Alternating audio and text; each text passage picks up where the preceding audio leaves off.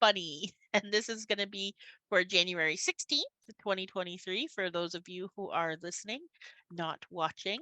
As we have discussed before, our live chats do go on to podcasts, wherever podcasts are found, either through video or through audio, as of the Sunday after our meeting. So today's meeting will show up this coming Sunday. And if you wanted to catch last week's live chats, it would have shown up yesterday. And so today, Maggie and I have decided that we wanted to talk about not only what we do at Above and Beyond, but also what we do for ourselves as well, the companies that we are participating in or owners of, and what it is that we do, what it is that we offer, and all those kind of service and how it kind of came to be. So go ahead, Maggie, and take it away. Hi there, I'm Maggie, and I started a company called Whispers of Wisdom, and that is one of my companies. I actually now work for 3 companies. So Whispers of Wisdom was my first company that I started. And in that company, I work as a death doula. Yes, a death doula. I companion the dying and help them with that process. And I help families through the grief that comes along with that. So what a death doula does is simply companion the dying. No medical stuff or anything like that. It's just come alongside and help with a lot of the practical stuff and just help be a support system. I also, within that company, I do mindfulness coaching. I do meditations. I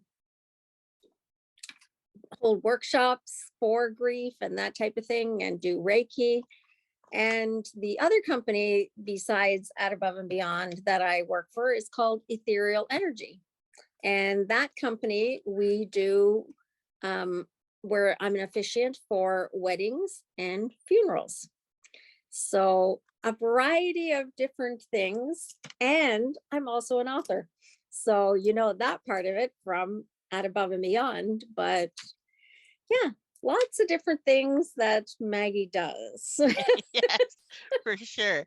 And when you say that you're an author, like we know that not only for the books that you have written for At Above and Beyond, but people can also find the books that your own personal book, Journey to Soul, as well as your poetry book, which the name escapes me right now.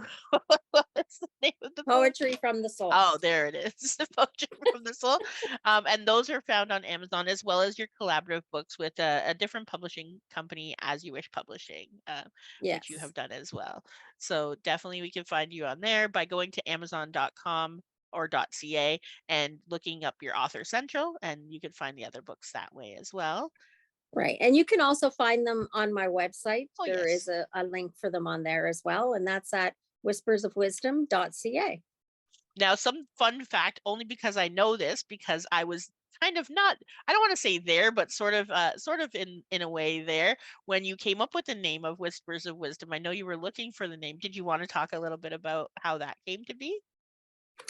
Well, it came to be because that company started as a result of my mother's death. I found when my mother was dying and I kept her at home to die, I did see that there were a lot of gaps in the system. Although there were support services, and there are support services through our healthcare system, there's a lot of gaps. There's areas that are not covered.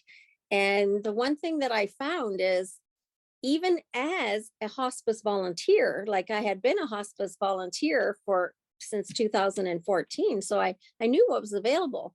But even with the knowledge that I had, it's the most difficult time of your life that you're going through, and yet you have to seek out everything. You have to be your own advocate. And so going through that, I realized, what do people do who don't volunteer for hospice? What do people do who don't know of the things that are available? And that's where I seen that there is a big gap, that people don't know the services that are available for them. They don't know how to get help. And they're Yeah. too tired doing the living Yeah. to be able to find it. So that's why I started that company. So how I came up with the name Whispers of Wisdom, it's mom turned upside down. Yeah. That's the coolest thing ever. And I love that story about that. And that's why I was hoping you would be able to share that. I do agree with you. There definitely is, having gone through the same uh, process, but as a caregiver for my late husband, is not even knowing the options that you have, the options that people have for dying and all of that kind of things. And this, like you said, the support, you can only know so much, especially if you get a diagnosis or something like that. You kind of are in shock and don't even know where to go from there. So having a support of a death doula is actually very, very great.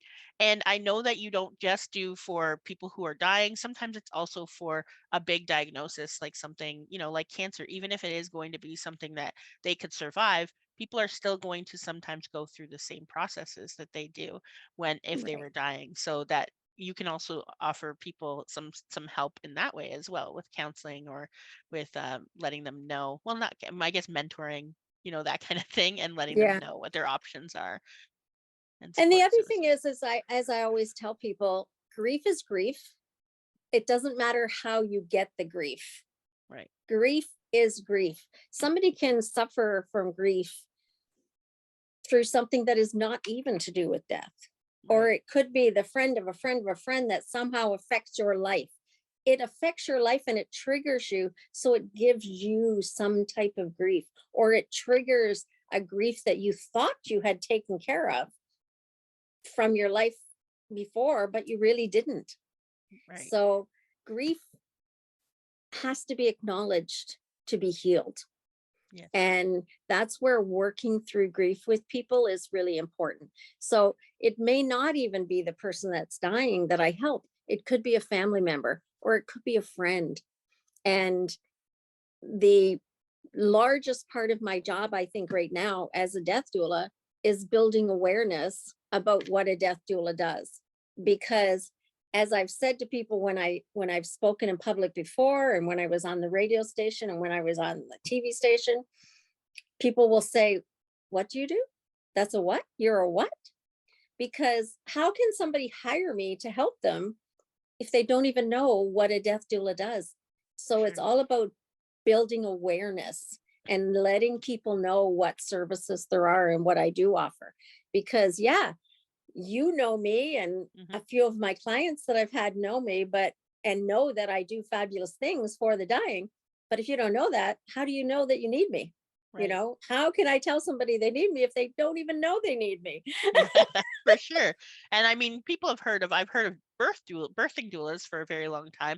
So yes, until I had met you, I had never heard of what a death doula was and does. So it is good to get out there, and you do hold sometimes death cafes and that sort of thing. So if people do want to find you, not just through your website, but also through Facebook as well. So you do have a Facebook page, and they can follow you for your events and that sort of thing as well. And Absolutely. they can reach out.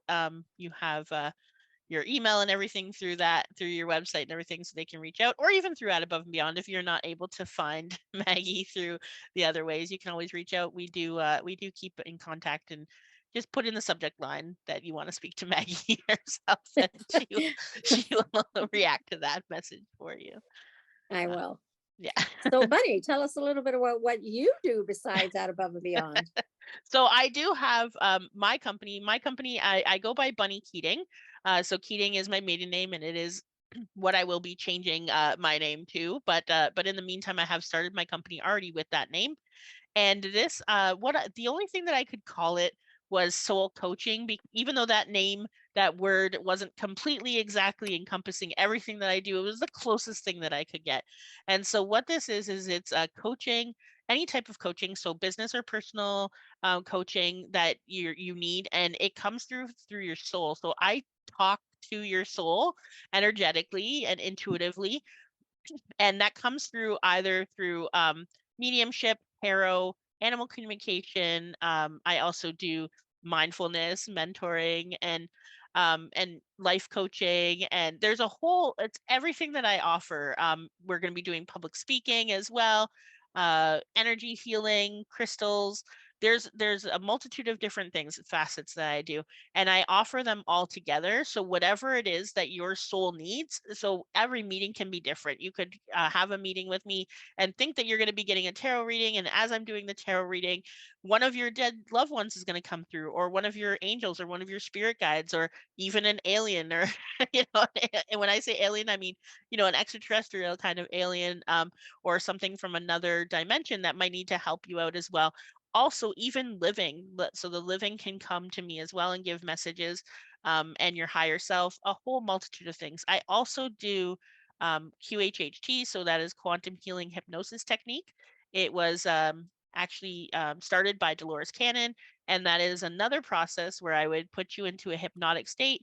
It does take an entire day to do, and we talk to your higher self, and we get information from your subconscious, is what she calls it, but I call it the higher self. It's the same thing, and you can get answers and help with healing, and with trauma, and with letting go, and with just kind of the direction of where you're going to go in your life. And so that's something that I do as well, as the stuff we do with That Above and Beyond.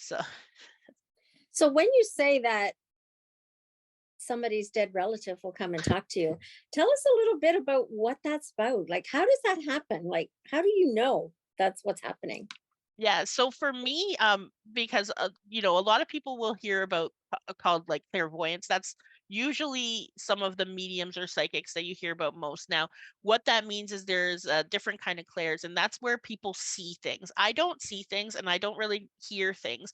But what I do is I have feelings. So something will, that feeling, like a sense that somebody's in the room, or somebody's behind me, or somebody's in front of me, wherever it is, but I have that sense. So that's the first thing that happens, is I have a sense. And sometimes I can get that sense of like a connection between me and somebody else. So I'll have that feeling. If I have the feeling that I get when I'm thinking about my mother, or I'm talking about my mother, I will know that the person who is coming through is a motherly figure, because I'll start to get that feeling.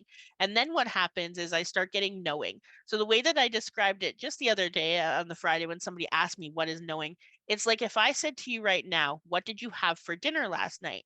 Immediately you recall what you had for dinner. You ask yourself, sort of in your head, and you put your intention and your focus on last night's dinner, and you pull that out of your little file in your brain, and you go, this is what I had for dinner last night. Now that might come to you in an image, it might come to you in a taste and a smell, or you're just going to remember by words. Well, that's how I do it. So it's by words, and it just pops in. So I'll ask the question in my head, and I'll say, are you a man or a woman? And then they will tell me. And then when I say they will tell me, I'll just get it as if I've pulled it out of my memory bank. And then I can ask more questions in my head. So I do it silently in my head. I just think about it. And then I put my thoughts in that direction. And then the answer just pops in as if it was a memory from myself. So that's called clear cognizance. And it's just clear knowing. That's how I do Wow, that's very it. interesting. So for those of you who are watching or listening today, we wanted to give you a little treat. And before we came on live today, I sat in meditation for a bit and pulled a messenger card from the Divine Feather. So I wanted to share that card with you and talk to you about what it's about. When we go to cards, cards give us messages from the universe, messages from spirit. So I said, what do people need to hear today? What is a message that you want to give out today? So the card that came out for me today was vulture.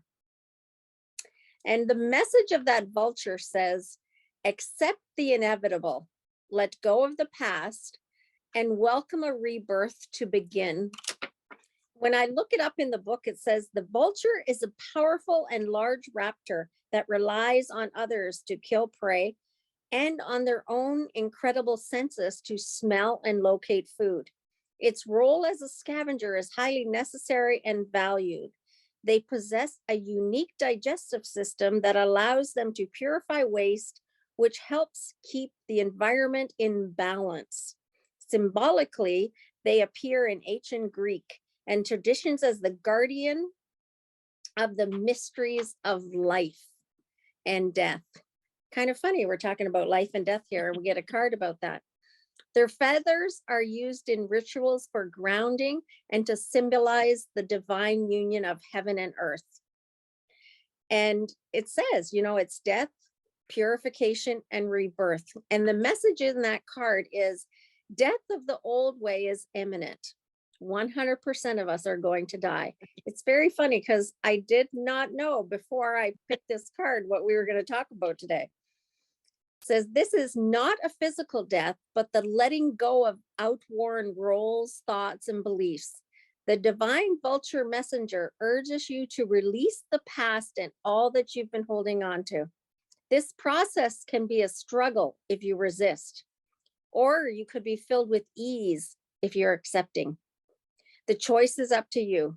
Once you begin to move fully into this process, you open the doorway to something new and beautiful, and the opportunity comes for rebirth and renewal. Vultures assure you that through this process of purification, that you will indeed have a fresh start. Allow this messenger to process what you let go of and recycle that energy. Allow yourself to reabsorb this energy and experience the renewal that follows. I think that's so neat because Creator is asking us to let go of things that we no longer need. Let go of those things that are causing us a hindrance, maybe, and they will be repurposed into something new. And so if you're listening or watching, ask yourself today, is there something that I'm holding on to from the past that I can just let go of? Can I just let go and start over? So that's kind of a little bit of what Bunny and Maggie do besides Out Above and Beyond. Yeah. Do you have any closing words, Bunny? No, I think you encompassed everything, and it is very fitting that we got that card today. You had no idea what I was thinking we might talk about, and this is the way that it works with us for Out Above and Beyond, and that's part of the thing that I absolutely love. So Right. Okay. So thank you, everybody. And thanks for watching and for listening. Have yourself a great day and always try to go above and beyond. bye for Bye. today.